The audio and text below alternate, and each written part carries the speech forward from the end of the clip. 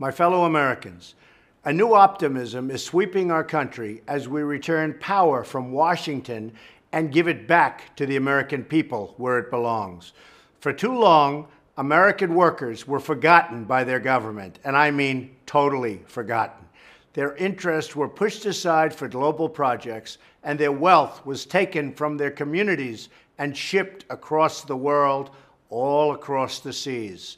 My administration has offered a new vision. The well-being of the American citizen and worker will be placed second to none.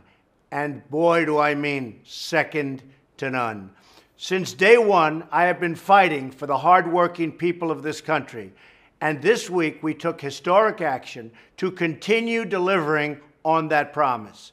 We did so in one of the many proud industrial towns of our nation, Kenosha, Wisconsin, where the men and women of Snap-on, who make American tools for workers around the world, they were there and they loved what they heard and they loved what they saw. In Wisconsin, I signed an executive order to buy American and hire American.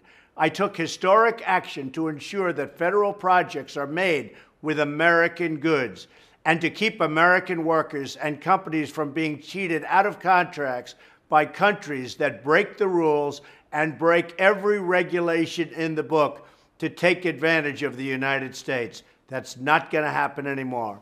I also took action to reform our immigration system so that it puts the needs of American workers first. The duty of government is to represent the citizens of the United States, and that is what we will do.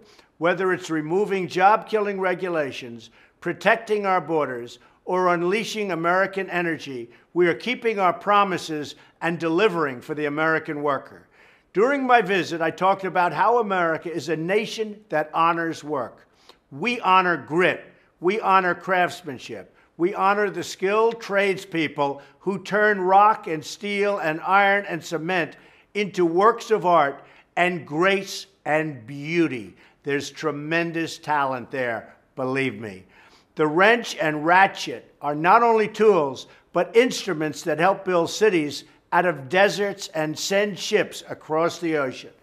And the tools of craftsmen and the masons are just as important as the tools of the doctor and the dentist or the CEO or even the tools of politicians, believe it or not. And their work is every bit as noble. They take pride in their jobs, and we take pride in them. No longer will the concerns of these hardworking Americans go unanswered. By making government answer to our citizens, we are removing the limits on our future and setting free the dreams of our people. As long as we do this, optimism will continue to soar, hope will continue to spring, and this country we love will grow stronger and stronger day by day. Thank you, God bless you, and God bless America.